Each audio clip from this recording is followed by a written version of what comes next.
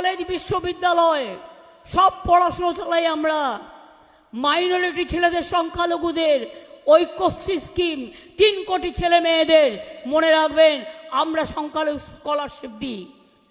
বাংলায় 17% ওবিসির মধ্যে 90% মুসলিম আছে এবং তারা আজকে মেধাশ্রী পায়, তারা আজকে যোগ্যশ্রী পায়, তারা আজকে নিজে পায়ে দাঁড়াচ্ছে। আমার তপশিলি ভাই বোনেরা মনে রাখবেন, সে মতুয়া বলুন, সে রাজবংশী বলুন, সে বড় বলুন, যারাই আপনারা আছেন, সব ভাগাভাগি না করে, সবার নাম আলাদা আলাদা করে না বলে আমি এটা বলবো, তপশিলি বন্ধু স্কিম আমাদের আছে, তারা ভাতা পায়।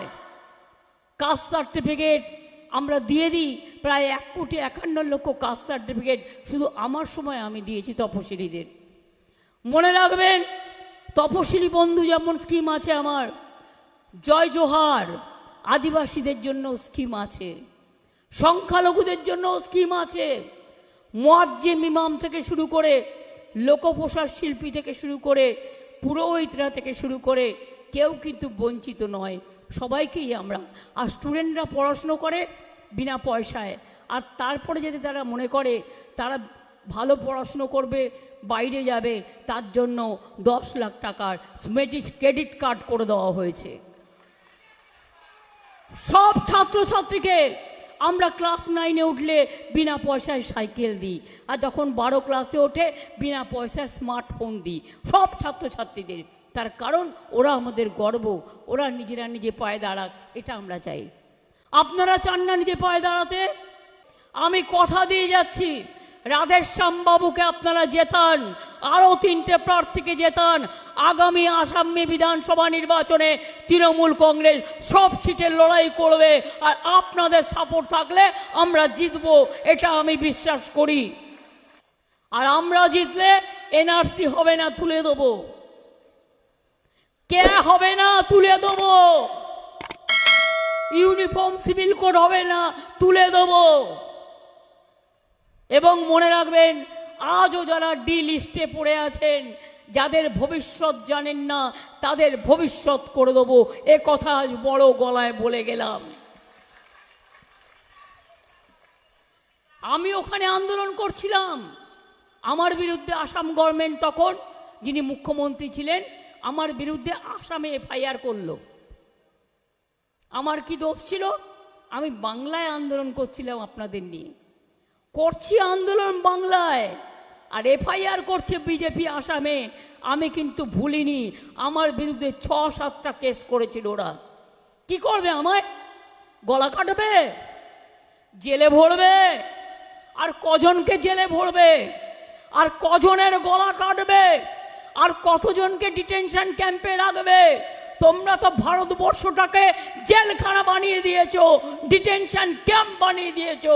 আজকে ভারতবর্ষে মানুষের কোনো অধিকার নেই। এই নির্বাচনটা হতে যাচ্ছে ভয়ঙ্কর। এত কালো কলুষিত ইলেকশন আগে কখনো আপনারা দেখেননি। Government of the agency, by the agency and for the agency.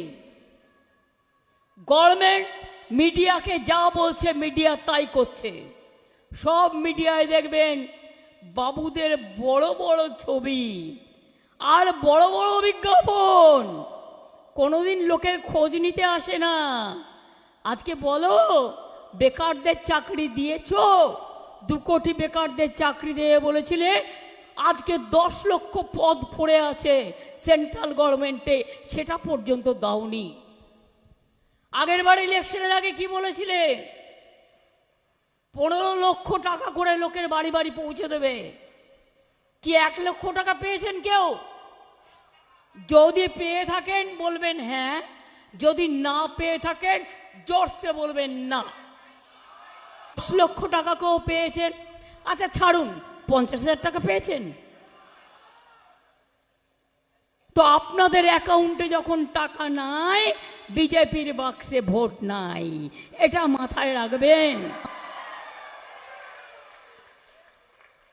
আজকেও বলছে এনআরসি হবে।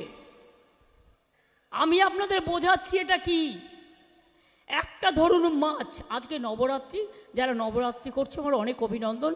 কেউ ভেজ খান, কেউ নন ভেজ খান, আমার কোনো আপত্তি নেই, এটা তাদের স্বাধীনতা।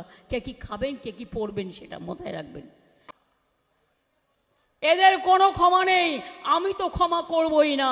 আপনাদের কাছে অনুরোধ করব, একবার জোট বাঁধুন।